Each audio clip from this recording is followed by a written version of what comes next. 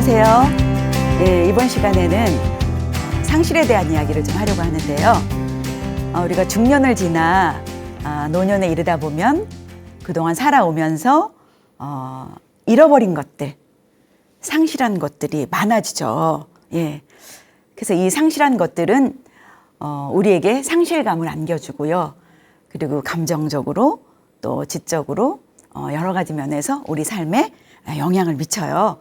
그래서 상실에 관해서 좀 함께 나누는 시간을 갖도록 하겠습니다. 그리고 그렇다면 우리가 또 무엇을 회복해야 되는지. 예. 그리고 요즘은 더더욱 코로나로 인해서 우리가 상실한 것들이 너무 많아요. 예. 그래서 코로나와 관련돼서 우리가 상실한 것들, 그리고 변화된 것들, 그렇다면 우리가 어떤 것을 회복해야 되는지, 이런 것들에 대한 이야기를 나눠보도록 하겠습니다. 예. 뭐 상실이라고 하면 어떤 것들이 있을까요? 지금까지 살아오시면서 금전적인 거, 금전적인 것도 있죠. 물질적인 거. 예전에는 부자였는데, 많이 가지고 있었는데 남편 부도 났고 애들 다 공부시키고 하다 보니 하나씩 팔다 보니 지금 이렇게 없어졌다. 예. 그런 분들이 있고, 또 어떤 분은 뭐 주식을 하다가 또 다 잃어버렸다는 분도 계시던데, 예. 그런 물질적 상실이 있고요. 또 어떤 상실이 있을까요? 예, 건강. 건강이 예전만 하지 못하죠. 예. 나이 들면서 자연스럽게 예전에 가졌던 우리의 젊음, 패기, 건강, 많이 잃어버리기도 되고요. 또 이렇게 나이 듦에 따라서 잃어버리기도 하지만 사고라든가 질병, 그런 걸 통해서 건강을 잃어버리게 되죠. 예. 그런 잃어버리고 나면 우리에게는 상실감을 안겨주고 예전하고 다르기 때문에 그 다름에 따른 변화가 일어나야 되고 그 변화에 적응하려다 보니까 또 힘들어지죠. 또 어떤 상실이 있을까요? 예? 예, 가족 상실. 예. 관계적 상실이라고 하는데, 가족은 이제 아이들이 우리가 이렇게 크면서 아이들이 자라서 결혼하게 되면 우리 집에서 나가기도 하고요. 그리고 또 이렇게 두 분이 사시다가 한 분이 먼저 돌아가시면 사별을 통해서 이런 관계적 상실, 그리고 또 요즘 이혼도 많은데 이혼을 통해서 가족이 이제 해체되고 먼저 있던 그 공동체가 해체되니까 관계적 상실이 일어나죠. 먼저 가졌던 가령 남편과 아내가 있으면 그 둘만의 결혼이 아니잖아요. 그 나머지 가족, 상대 가족들이 또 있죠. 가족들과의 관계가 그동안에 있었지만 그런 관계들도 다 이제 잃어버리는 거고, 그런 우리는 살면서 많은 관계적 상실을 경험하셨을 거예요. 그리고 이별도 있죠.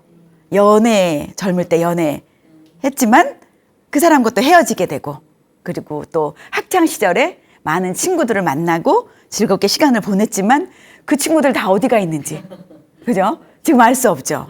예. 죽고 못 사는 사이였는데 그때는 너무 좋아서 아주 종일 붙어 다니고 화장실도 붙어 다니고 그랬던 친구 지금 어디가 있는지 연락도 안 되는 친구도 있잖아요. 예. 그런 관계적 상실을 많이 경험하셨을 거예요.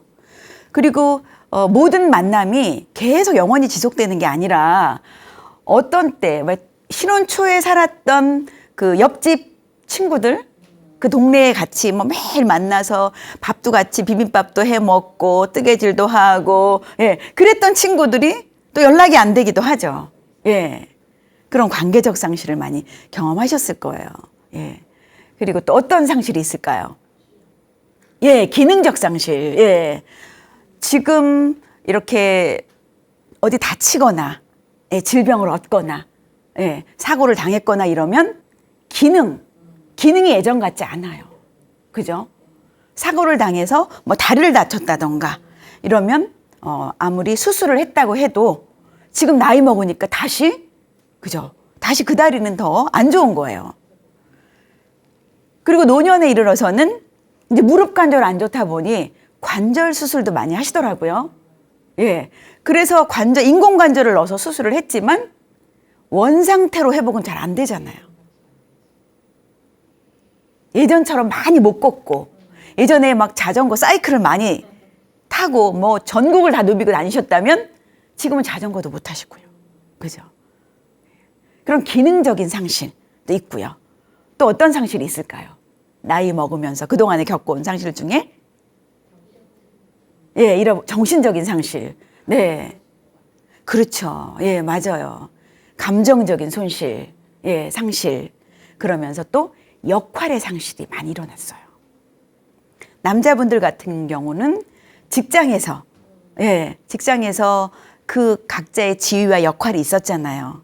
근데 은퇴하면서, 예, 그 자리가 없어졌어요. 평생을 그 역할로 살았는데. 그 역할의 상실로 오는 상실감이 굉장히 커요. 근데 평생 30년, 40년 일만 했던, 직장 생활만 했던 남편들의 마음은 아, 은퇴해서 이제 자유롭겠지? 물론 자유롭기도 하지만 그 한편으로는 역할의 상실에 따른 그 상실감이 커요. 은퇴했을 때 당장은 아, 나 이제 자유로운 시간 많아지니까 예, 실컷 놀아야지 아무것도 하지 말고 그리고 나서 뭘 생각해야지. 뭐 시골에 조그만 땅을 사서 농사를 짓든가 뭐 세계 여행을 다니던가 아니면 캐러반을 하나 사서 전국 일주를 하던가 뭐 다양한 계획은 많아요. 그런데 그거 노는 것도요. 이제 그때 한참 이제 막 꿈에 부풀었을 때죠. 하다 보면 내 역할, 그동안 평생 살아오면서 가졌던 역할이 상실된 거에 대한 그 상실감이 있어요. 그리고 또 어머니들은 집에서 아이들 키우랴, 또 학원 알아봐서 학원 보내랴, 뭘 먹일까, 뭘 입힐까 늘 분주하셨잖아요. 빨래만 해도 세탁기, 애들 어릴 때는 뭐 하루에 한 번만 돌려요. 매일 돌려도 몇 번 돌려도 막 쌓이는 빨래. 그런 일에 늘 바쁘게 살았는데 어느 순간부터 내가 해줄 게 없어요. 아이들이 대학교만 가도. 다 밥도 나가서 먹고 들어오고요. 네. 얼굴 만날 시간이 별로 없어요. 그리고 가족들끼리 이제 아무 때나 식사를 했었는데 그 가족들 식사해 먹이느냐고 고생을 하고 돌아서면 또 먹일 시간이고 이랬는데 어머, 저녁이 돼서 밥을 먹으려고 그러면 나 혼자 먹게 되는 거예요. 그리고 딸은 딸대로, 아들은 아들대로, 남편은 남편대로 다 밖에서 생활하느냐고 바쁜 거예요. 그리고 가족들이 딸 아들이 결혼하죠. 또 대학 생활하죠. 직장 생활하죠. 그럼 가족 식사할 때도요. 아무 때나 내 마음대로 못 정해요. 약속을 정해야 돼요. 언제가 좋으니? 이날이 괜찮니? 아, 이날 안 돼요. 그날 회사에서 회식 있어요. 그럼 이날이 좋으니? 다 조율해가지고 가족 식사 하루 잡는 것도 쉽지 않아요. 근데 어느 날 보면 아, 내가 이렇게 가족들을 위해서 밥을 하고 청소하고 빨래하고 이게 가장 큰 일이었잖아요, 주부들은. 근데 그 일이 점점 줄어드는 거예요. 아이들도 나를 필요로 하지 않고 엄마 말을 막 무시해요. 엄마가 뭘 알아? 내가 더 잘 알지. 자기 일이니까 이제 초중고를 거치면서 마치 자기 혼자 큰 거 뭐냐. 예. 그러면서 주부의 역할도 상실되고, 네. 그리고 남편들은 남편들대로 이렇게 나이 먹으면서 은퇴하게 되고, 그리고 노년에 이를수록 역할이 상실되는 거죠. 또 남편들은 아버지로서의 역할도 있었잖아요. 막 큰 소리 치면 아들, 딸들이 꼼짝 못했죠. 근데 이제는 나이 먹어서 힘 없고 이렇게 늙으니까 아무 역할이 없는 거예요. 말에 힘도 없어지고 누구도 내 말을 들으려고도 안 하고 물어보지도 않는 거예요. 나는 뭐지? 사람은 역할이 있어야 되잖아요. 또 어디 가든지. 그 역할의 상실감이 굉장히 커요. 그래서 빈둥지 증후군이라고, 예, 그 여자분들은 주부긴 주부이지만 그 바쁘던 주부의 역할이 이제 많이 상실되면서 자녀들이 성장하면서 할 일이 많이 없어지니까 시간은 많아지고, 또 아이들은 결혼해서 나가기도 하고 직장 찾아 나가기도 하다 보니 이제 나는 뭐지? 나 그동안 뭐하고 살았지? 도대체 나는 뭐하는 존재지? 이런 상실감, 자기 정체성에 대해서 생각을 많이 하게 되는 거죠. 그러면서 또 공동체의 상실도 일어나요. 특히 이제 공동체의 상실은 이민을 갔다던가 이민을 왔다던가 이사를 갔다던가 이사 오거나 이러면 오랫동안 그 지역에서 살던 공동체가 있잖아요. 이 지역에서 사시면 이 지역의 복지관이나 문화센터나 뭐 마트나 동사무소나 주민센터나 이런 데 많이 활용했고 거기 드나들 때마다 많은 사람들 봉사활동을 통해서 쌓아놓은 인맥들이 있어요. 많은 사람들을 만났잖아요. 근데 이사감으로 해서 이제 가까운 근동이 아니라 먼 지역, 지방으로 이사 가게 되면 그동안에 쌓았던 인맥들, 공동체가 다 무너지게 되니까. 예. 새로운 공동체를 또 만들어야 되고 소속이 돼야 되잖아요. 그러다 보니까 먼저 가졌던 공동체에 대한 상실감이 일어나요. 아, 먼저는 안 그랬는데, 그 사람들은 안 그랬는데, 거긴 너무 좋았는데, 따지지도 않고 묻지도 않고 그냥 눈치로 보면 다 알았는데, 그저 오랫동안 사귀었으니까. 예. 근데 새로운 곳으로 가면 텃세 부리는 것 같고, 예. 너무 익숙하지 않아서, 예. 쭈삣쭈삣거리게 되고, 예. 그리고 나이 먹어서 친구를 사귄다는 게 좀 많이 힘들잖아요. 예. 먼저 말 걸어야 되는데, 그럼 처음부터 다 시작해야 되잖아요. 나는 애가 몇이고, 큰애는 뭐, 결혼을 했고, 둘째는 뭐 외국에 가 있고, 예. 또 뭐 처음부터 다 시시콜콜 나를 또 소개하고 얘기하자면 참 힘들어요, 그것도. 그리고 또 이런 이혼으로 인해서, 사별로 인해서 공동체가 상실되는 경우도 있고.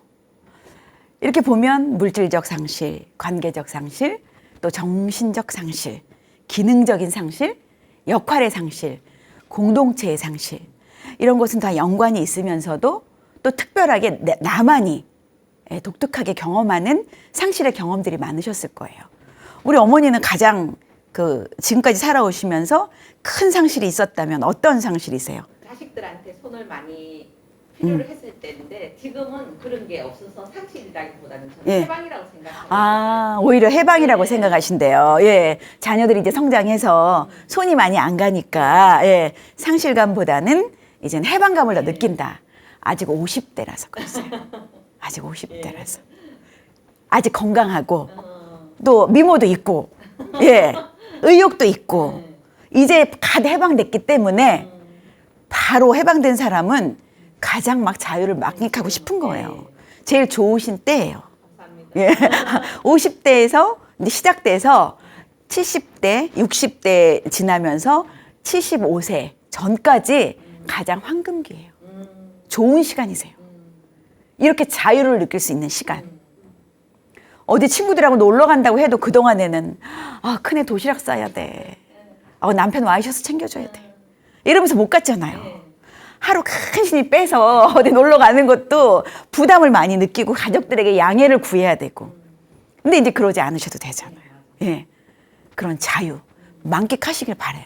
할 수 있을 때, 건강할 때, 또 친구들이 많을 때. 예. 굉장히 중요해요.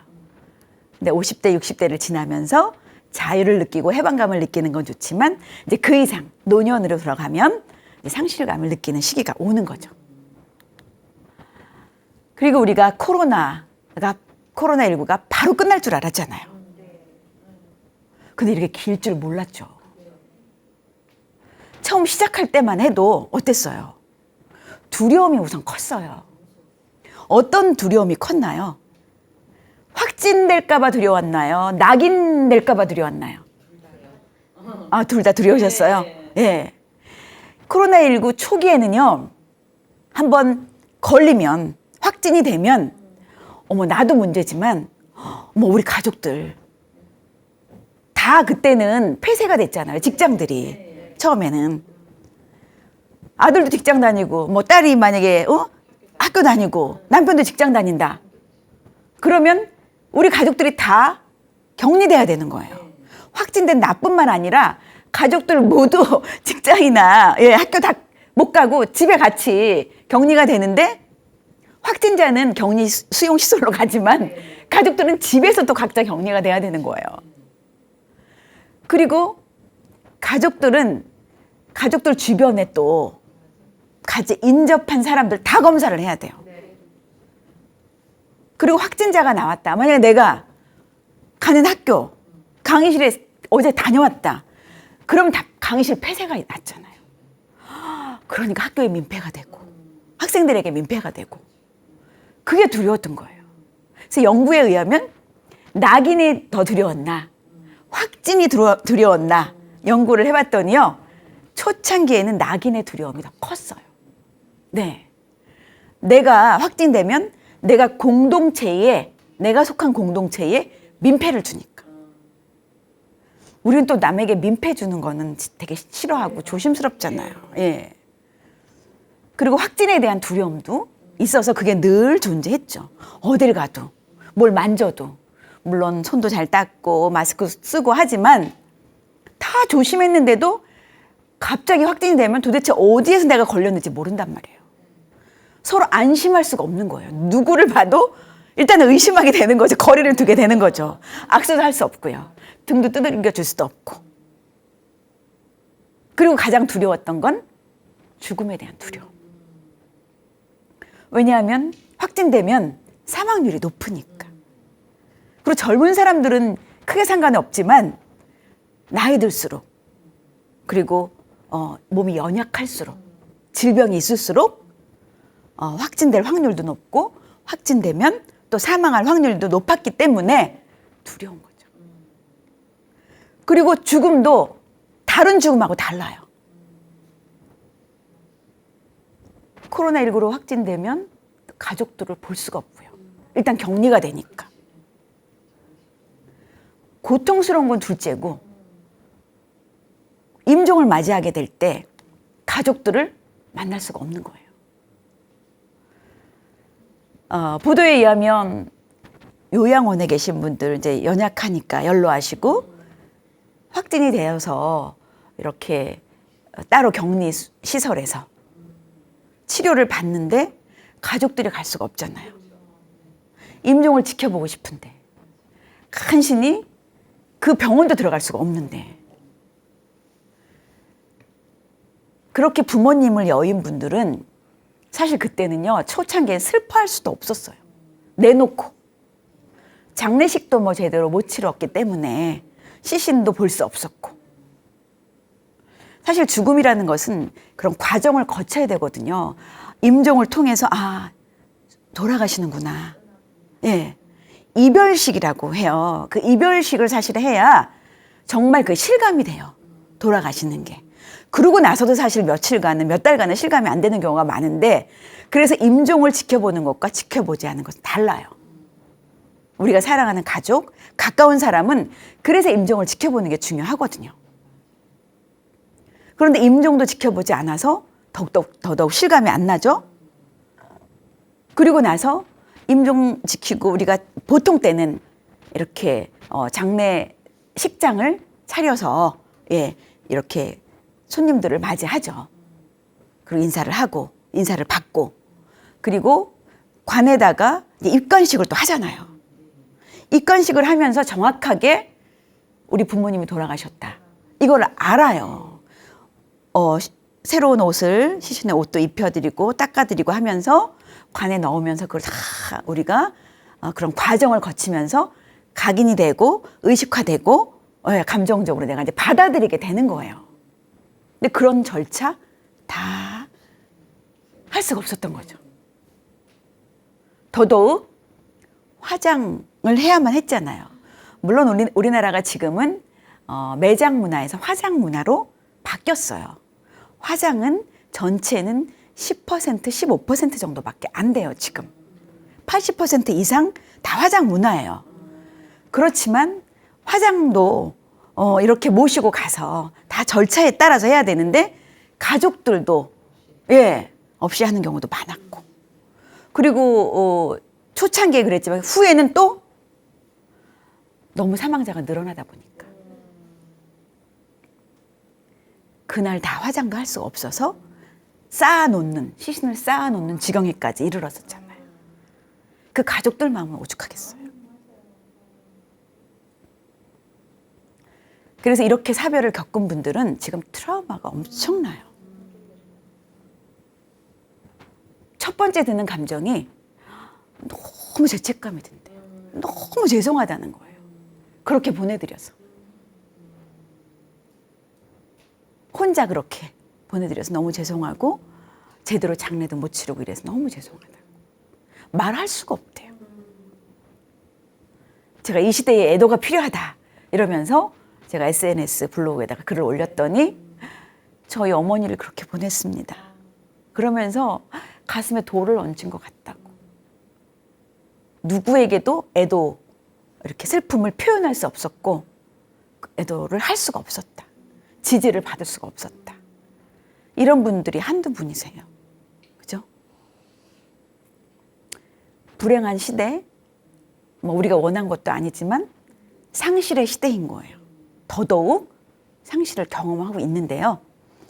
그리고 또 확진자라는 이유로 가족들에게도 눈총받지만 직장에서 눈치 받고, 예, 모임에서도, 가정에서도 죄인으로 낙인이 되는 거예요. 죄인 아닌 죄인으로. 잘못한 것도 없는데 나 조심하느라고 했는데. 그리고 또 처음에는 어느 기관에서 확진자가 나왔다 이러면 그 기관을 무슨 엄청 비난하면서 낙인하는 거예요. 조심했는데도 모든 잘못을, 내 두려움을 상대에게 막 쏘아붙이는 거죠. 내가 두려움에 벗어나기 위해서 다른 사람에게 화살을 쏘는 거예요. 내 안에 있는 부정적인 감정 혹은 두려움이 쌓여 있는 걸 어떤 식으로든 사람은 공격을 하는 거예요.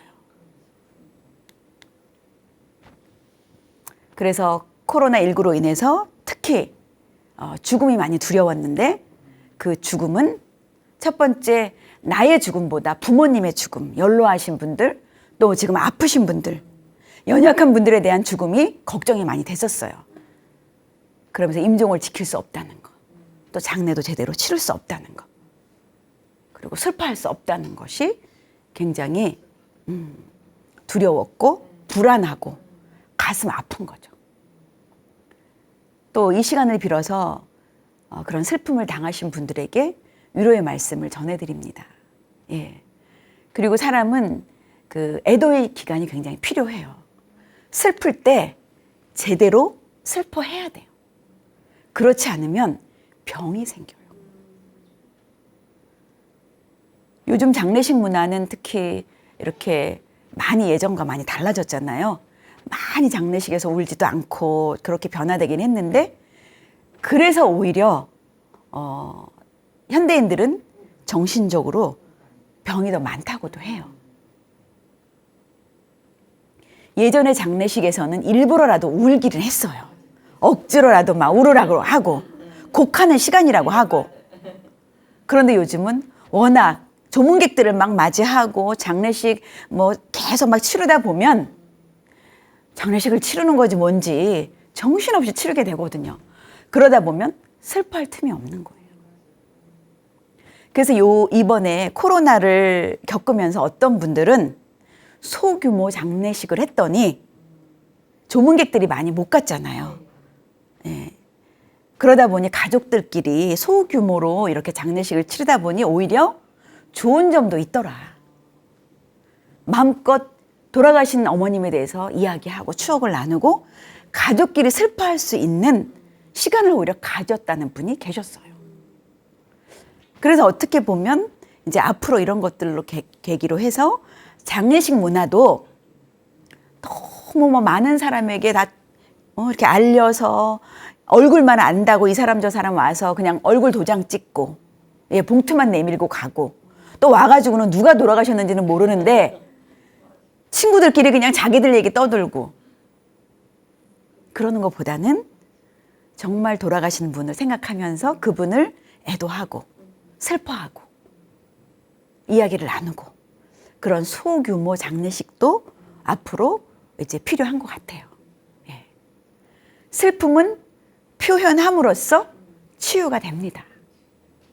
그래서 저는 장례식에 가서 막 누가 울 때, 슬퍼서 울 때 울지 마, 울지 마. 이러지 말라 그래요. 그냥 우는 사람 등 두들겨주고 우는 자리를 깔아주는 게 좋아요. 언제 또 울겠어요. 나랑 친한 친구의 뭐 부모님이 돌아가셨다. 그러면 친구라면 친구에게 가서는 그래 이렇게 위로는 해주면 손은 잡아주고 울지 말라 소리는 하지 않는 게 좋아요. 네. 눈물이 날 때는 울어야 돼요. 남자는 울면 안 돼? 나이 들면 남자분들이 더 눈물이 많아지긴 해요. 드라마 보면서도 울고. 근데 사실 그래서 남자들이 그래서 더 문제가 되긴 해요. 왜냐하면 감정을 표현하지 않았기 때문에 살면서. 예. 남자라고 왜 감정이 없어요? 군대를 갔다 온 사람은 울면 안 되나요? 남자도 슬픔을 표현하고 우리 모두 다 슬플 때는 슬픔을 표현해야 돼요. 특히 누가 돌아가셨을 때, 사랑하는 가족, 사랑하는 사람을 잃었을 때는 마음껏 슬퍼할 수 있는 그 애도 기간이 필요해요. 비탄도 필요하고요. 그러나 우리가 코로나를 겪으면서 사회적으로 지지를 받지 못했어요. 그 슬픔에 대해서. 어느 누구도 돌아가신 분에 대한 얘기는 없고 그분 확진됐어? 돌아가셨어?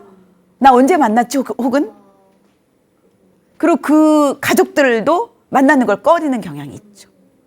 그리고 괜히 사람 많이 모이는 데 갔다가 나도 또 걸리면 안 되니까 조심조심 하느라. 물론 거리두기 당연히 했어야 되지만 사람들 마음도 거리가 점점 멀어진 거예요. 그래서 사회적으로 지지를 받는 슬픔이 굉장히 필요하고요. 코로나19가 끝나면 이런 상담을 통해서 또 사회적인 지지를 통해서 상실의 그 아픔, 슬픔을 치료할 수 있는 그런 것들을 좀 많이 만들면 좋을 것 같아요. 예. 그리고 코로나로 인해서 우리가 사회적으로 많은 변화가 일어났어요. 비대면 사회, 언택트 사회라고 하죠.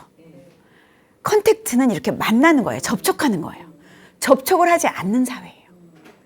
접촉을 하지 않다 보니까 어떤 문제들이 발생을 했나요? 어떠셨어요? 접촉을 많이 안 하다 보니까? 외로움 맞아요. 또 뭐라 그러셨죠? 제가 이 말씀 드리려고 했는데 먼저 하시네요. 예. 고독사 얘기도 하셨고, 예. 고독사 얘기는 또 제가 후에도 하겠지만 고독사도 문제가 되고요. 예. 이렇게 외로움이 커지는 거예요, 사람들이. 특히 워낙 뭐 활발했던 사람, 사회생활을 하는 사람들은 그나마, 또 젊은 사람들은 SNS라든가 온라인을 통해서도 많이 하지만 노년들, 그리고 이렇게 SNS도 할 수 없고 컴퓨터도 잘 하지 못하는 분들, 그리고 워낙 사회활동을 안 하던 분들은 외로움이 더 가속화됐었죠. 그래서 코로나로 인해서 우울증 생긴 사람들이 훨씬 많아졌어요. 노년뿐만 아니라 젊은 사람들 50대도 40대도 집에만 있고 나가지도 못하고 그러다 보니 우울이 와요. 정말 사는 재미를 모르겠다. 사는 맛을 모르겠다. 무기력해지고 왜 사는지 모르겠다. 이런 분들이 너무 많으셨어요. 그리고 온택트라 그래가지고요. 이제는 접촉을 하긴 하는데 온라인으로 접촉을 하는 거예요. 재택근무도 많이 늘어났고요. 그죠?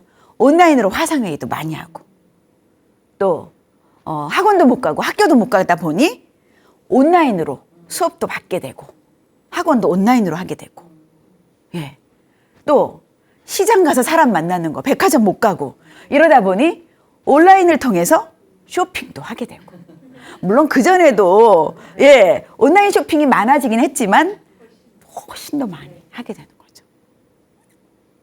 그러다가 이제 좀 1년 넘어가니까 전시회라든가 공연 이런 거 하나도 못했었는데 온라인으로 이제 전시회도 하고 공연도 하게 돼서 보게 됐죠. 한편으로는 나가지도 않고 뭐 먼 데 있는 사람, 지방에 있는 사람들하고 다 같이 이렇게 화상으로 모여서 회의도 하고 이러니까 좋은 점도 있네. 이러는 분들도 계시더라고요. 해외에 있는 분하고도 같이 화상회의도 하고요. 학회도 하고요. 예. 또 편리한 점은 있었어요. 예. 그런데 어떠셨어요? 이런 접촉하지 않는 삶을 통해서 어떤 것들을 우리가 잃어버린 것 같으세요? 함께하는 즐거움. 예. 맞아요. 함께하는 즐거움. 친구들 만나면 그냥 별 내용 아닌데도 수다 떨고 남편 형도 보고 어제 있었던 일도 하고 오면서 내가 이렇게 푸대접 받은 얘기도 하고 별의별 얘기를 다 하면서 해소가 되잖아요. 이 안에 쌓아뒀던 거 다 나오게 되고. 예. 그런 즐거움. 또 먹는 거는 같이 먹어야 맛있잖아요. 아무리 산의 진미를 차려놨어도 혼자 먹으면 입맛이 없고 맛이 없어요. 그리고 행동 반경이 좁아지다 보니 서로 가족들 간에 사이가 좋아졌어요. 오히려 아니면은 더 나빠졌나요? 반반이시네요. 나빠진 분도 있고 좋아진 분도 있고. 예. 회식 문화가 없고 막 그러다 보니 일찍 들어오셔서 같이 밥 먹으니까 좋은 면도 있고. 그런데 계속 집에서만 있다 보니 서로 예. 예. 네. 계속 주부들이 일이 늘어나서 그동안 해방됐다고 좋아했는데 갑자기 또 하루 세 끼 다 차려줘야 되고, 예. 그런 불편함도 있었고, 예. 그래서, 예. 정신적인 건강을 코로나 블루라고 해서 우울해지기도 하고, 예. 되게 사람들이 사람을 만나지 못함으로 인해서, 정신적으로 힘들어 한다는 거죠. 그리고 우리가 일상을 잃어버렸잖아요. 아무 생각 없이 막 출근하다가도 나 마스크 도로 막 뛰어들어오고 집에 또 가족들 들어오면 빨리 손부터 닦아 막 소리 지르게 되는 거예요.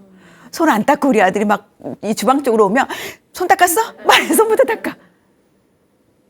저 연구실에도 자 손부터 닦으세요. 소독약도 갖다 놓지만 그거부터 하게 되는 거예요. 그리고 출생자 수가 감소했대요. 결혼들을 안 하니까. 결혼식 날짜를 잡아놓고도 계속 미루게 되고 연기하고 그런 집 굉장히 많았잖아요. 예. 결혼자 수가 10% 이상 감소했고요. 그리고 또 접촉들을 안 하다 보니 출생자 수도 예, 감소를 했다 그래요. 그리고 일상 아무렇지도 않게 이렇게 누렸던 산책하고 또 이 강아지들도 산책시키고 아무렇지도 않게 친구들하고 약속 잡고 쉽게 마트도 가고 예, 이런 일상들을 할 수가 없었던 거죠. 그래서 일상의 소중함을 더 느끼는 계기가 되기도 했어요. 그죠? 예. 근데 이게 잠깐이었으면 너무 우리 좋았을 텐데 딱 우리에게 효과만 줘서 일상이 이렇게 소중하니까 더 일상을 잘 누리며 살아야지 이렇게 느꼈으면 좋을 텐데 길어지다 보니까 너무 힘든 거예요. 그런데도 비접촉의 시간들을 통해서 또 얻은 것도 있다는 거예요. 어떤 점이 얻은 건가요? 어떤 점이 편리하셨어요? 바쁜 출근 시간을 안 하는 게 네. 바쁜 시간 출근 거기 시달리지 않아서 예. 집에서 재택근무하게 되니까 예, 그게 좋으셨대요. 그리고 다양한 삶의 방식이 있다는 것도 느끼게 됐어요. 그죠? 그리고 우리가 얻은 거 뭐죠? 허리둘레. 확진자가 많아졌다 그러죠? 허리둘레가 늘어난 사람이 많아가지고요. 집에서 운동하는 기구들 그런 게 굉장히 많이 팔렸다 그래요. 네. 홈트 한쪽에다 우리 딸도 그걸 다 만들어 놨더라고요. 조그맣게 거실 한쪽에다가 이렇게 만들어서 홈트 공간이래요. 예. 그리고 다른 감염자, 이 코로나19 말고 다른 감염으로 인한 예, 감염자는 급감했대요. 그 교통사고도 감소했대요. 나다니질 않으니까. 그게 급한 일이 없으니까. 예. 그러면서 혼밥족도 늘어나고요. 그죠? 혼자 사는 족들이 늘어났다는 거예요, 혼족. 그리고 디지털 문화가 더 많이 확산되었고요. 그리고 스트레스는 증가하고. 스트레스 안 받는 것 같은데도 괜히 답답한 거예요. 뭔가 답답하고 짜증나고. 예. 그러면서 고독사 하는 사람도 더 많이 늘어났다는 거죠. 그리고 이렇게 고립사회가 되는 거예요. 특히 혼자 사는 사람들은 더더욱 고립된 시기였어요. 교류가 없는 사람들이 2.2%나 되고요. 그리고 사회 단체들이 많잖아요. 그 단체가 활동하지 않는 비활동률이 53.6%나 됐어요. 그러니까 내가 혼자 살아도 내가 소속해 있는 단체, 모임이 전혀 활동을 안 하니까 나갈 일도 없고 접촉할 일이 없었던 거죠. 그 전에 비해서 40% 이상 그렇게 고립이 더 많이 되고 활동을 안 하게 된다는 거예요. 그리고 또 사회적 지지층이 없는 사람들은 4.2%로 증가했다는 거예요. 그리고 외롭다고 느끼는 사람들, 아까 우리 어머니도 외롭다고 말씀하셨는데 22.3%의 사람들이 나 외롭다. 꼭 혼자 사는 사람만이 아닌 가족이 있어도 외롭다는 거예요. 그러니 혼자 사는 사람들은 얼마나 더 외로움을 또 느끼겠어요. 가뜩이나 아프다거나 또 직장 요즘 이렇게 코로나로 인해서 문 닫는 직장, 문 닫는 소상공인들이 많았잖아요. 그러다 보니 직장을 잃게 되면 당장 어떻게 해요? 누가 찾아오는 사람도 없고 통장에 돈이 없으면 접촉도 끊어지고. 노인도 당연히 그렇고요. 노년들은 복지관이라던가 그런데 많이 다니셨는데 그런데도 못 다니시는 거예요. 그럼 운동량이 줄어들고 그러니까 건강에 더 문제가 있고 또 정신적으로 우울감을 더 많이 느끼게 된 거죠. 그리고 주관적인 외로움이라 그래서 내 스스로 그러니까 객관적으로 봤을 때 별로 외롭지 않은 것 같은데 가족들도 다 있고 활동을 막 하는 것 같고 그런데도 주관적으로는 외로움을 느끼고 또 사회적 지지 이런 게 낮아지고 이런 걸 느끼는 사람이 훨씬 더 많이 증가했다는 거죠. 그러면서 홀로 죽음을 맞는 고독사가 3배나 늘었다는 거예요. 고독사 하는 사람들 중에는 65세 이상이 60%고요. 50대는 20%. 네. 중년도 많아요. 청년들도 있어요. 특히 요즘과 같이 1인 가구가 늘어나고 있잖아요. 1인 가구가 30% 이상이거든요. 그러다 보니 고독사, 무연고사에 취약하죠.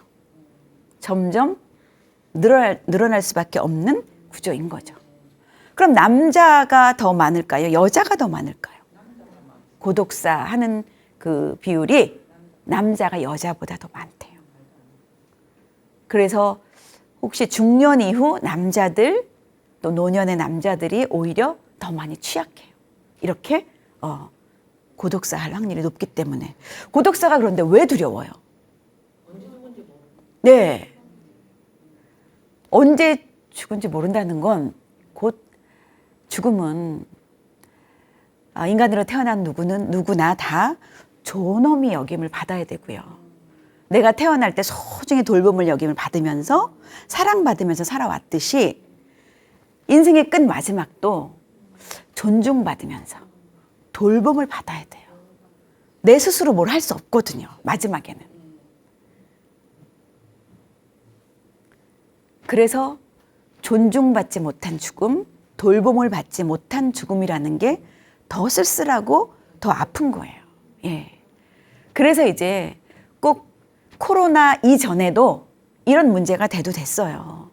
그러나 코로나19를 겪으면서 이런 문제가 더 가속화되는 거죠. 그래서 죽음이 외롭지 않은 사회, 우리가 이런 사회를 조성할 필요가 있고요. 또 죽음을 다룬 우리 사회의 모습이 좀 달라질 필요가 있습니다. 사람을 소중히 여기는 문화, 그리고 생명을 존중하는 문화가 만들어져야 돼요. 외국에서는요, 이런 상실에 대한 수업도 하고요. 그 죽음에 대해서 이렇게 다루는 수업들이 많이 더 늘어났잖아요. 그 사회가 얼마나 그 GNP가 높냐, GDP가 높냐, 이런 것도 그 사회를 가늠하는 기준이 되지만 죽음을 다루고 있는 그 사회의 모습을 보면 그 사회의 수준을 말해준대요. 우리나라, 우리 사회는 어떤가요? 죽음을 어떻게 존중하고 잘 돌봐주나요?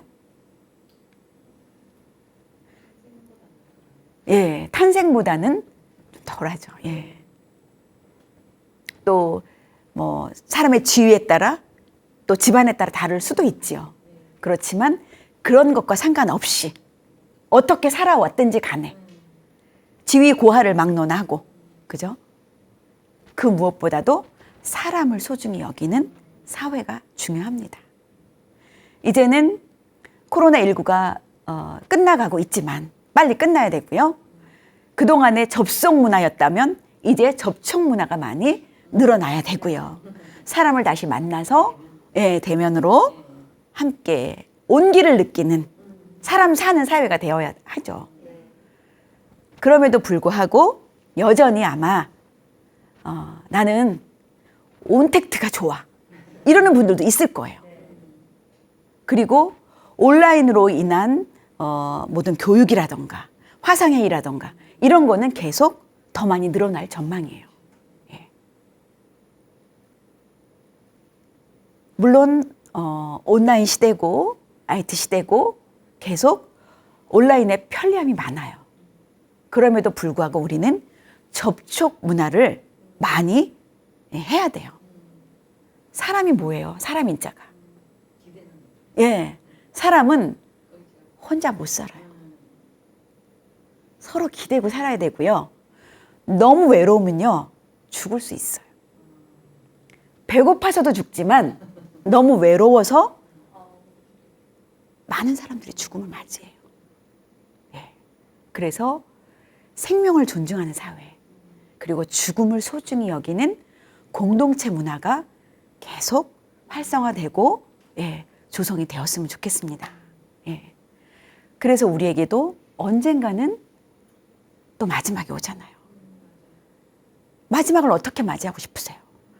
누군가의 돌봄을 받고, 그죠? 소중히 여김을 받고 싶잖아요. 우리가 많은 것들을 잃어가는 상실의 시대, 나이 먹을수록 특히 잃어가요. 젊음도 건강도 혹 물질도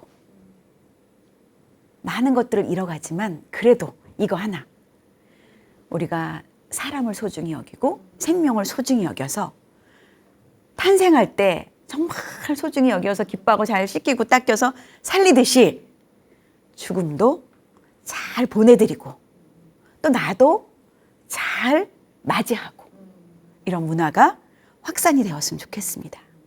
물론 지방자치단체마다 이런 고독사를 예방하자, 그래서 조례도 만들고 있고 다양한 좋은 방법들이 많이 생기고 있어요. 특히 봄철에 고독사가 많이 발생을 해요. 외롭게 혼자 죽음을 맞이하는 거.